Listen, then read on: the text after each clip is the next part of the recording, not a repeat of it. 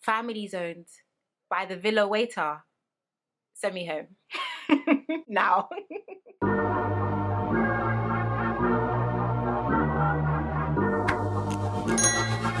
Hey guys, welcome back to my channel. I hope everyone's doing okay and everyone is doing well. Can't lie guys, I was supposed to record this yesterday, but the tiredness, yeah, it was real. You might be able to hear cars in the background because I'm not at home, currently in London, so my apologies for that.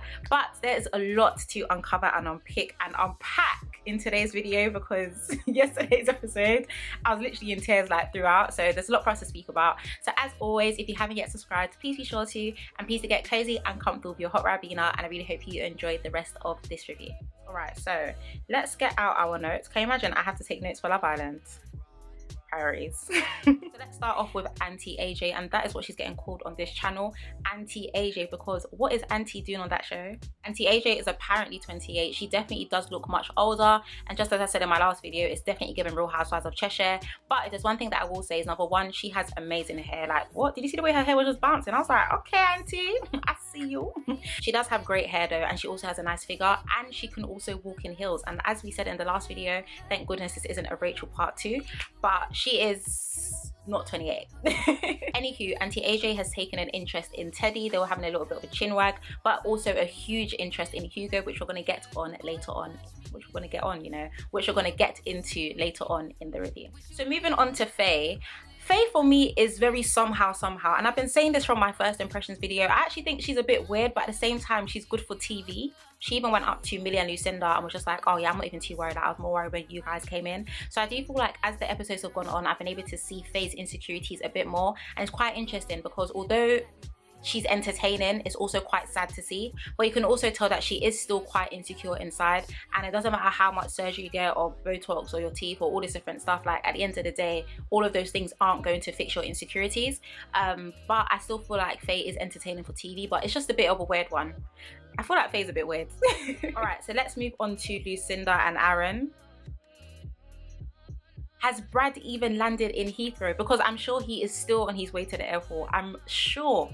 Just as I said in my last video, personally, I feel like Lucinda and Brad should have just gone together, because the more they're giving me Lucinda time, the more I'm like, she should have been on that plane as well. Lucinda is still in active mode, and I don't actually understand why. She's just like, oh yeah, I just don't feel like I should be like dwelling on the past. Like, I miss him, obviously, but I've also got to do what's best for me.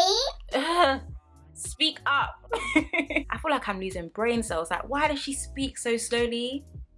And I also hope Aaron knows that we kept you in that villa because of Kaz. So if you decide to couple up with Lucinda, you two will be meeting Brad at the airport. Okay? Like, you're here because of Kaz. That's it. I don't know. I just feel like as the show has gone on, I've just been able to see that Lucinda is a very pretty girl, but her personality is very bland and very boring. So maybe that's why her and Brad got on so well, but yeah, they need to turn off her and Chloe's mics because I cannot, like I actually can't. So let's move on to Hugo friend zoning NC10. Not even friend zoning, family zoning. Hugo actually family zoned NC10. Mess up. So of course Aunty AJ has taken a very big interest in Hugo, and in all honesty, it's actually been quite nice to see Hugo's like little confidence boost in the villa, if I'm going to be very honest with you. Like, I think this is the most I've heard him speak since the season started. But the problem with Hugo is that he's just too sweet, and no one is saying that they don't like sweet guys, but he's too sweet to the extent you only want to keep him as a friend because he doesn't give off boyfriend energy. Even when he's speaking to Aunty AJ, it's like he's replaying the, like he's proper thinking, what am I gonna say next? Like, Hugo, relax babe, you know, relax, chill out, you know. So NC10 can now see like, whoa, I'm kind of in pepper here, like what exactly is going on. Even the villa waiter is getting hooked up, like no one in this villa likes me. So they're having a little conversation or whatever, and Hugo was wrong. Hugo now came to family zone NC10. Family zones by the villa waiter. Send me home. Now, what made it even funnier was that Hugo just kept going and going and going and going. Like, he didn't even just say, oh yeah, I see you as a sister. He was just like, it will never ever ever work. I didn't see it as it ever being that. And I was just thinking, relax. But like I said in yesterday's video, NC10 jumping onto Hugo was definitely to secure a spot in the villa. Like, you made this guy cry, you actually made him cry. What makes you think he's gonna want to be with you now? It's a little too late, babe. I think you're next. So lastly, Kaz gets a text that she's going on a date. She's going on a date. She's going on a date. And a quick side note, we need an award for the best dress in this villa because Kaz has been delivering with the colours and giving with the fits. You cannot even deny that. Kaz packed correctly. That's my girl. Give it to them. But all around, I've been saying this, I think Kaz is definitely good vibes, and I honestly love her and Liberty's friendship. Like the way Liberty was so happy for her when she got the text. That is my type of girl. So Kaz got a text that Danny has chosen 2 girls to go on a date with, and she is the first. We're going to find out who the second girl is in the next episode, and we're also going to find out who Danny is as well.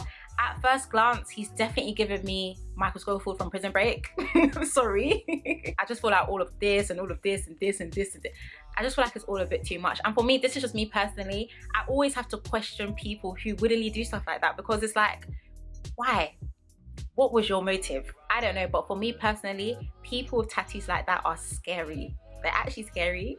So those are my thoughts on that episode. I don't know what to expect from the next one. I don't know if Danny and Kaz are going to become a thing because like I said, he looks scary.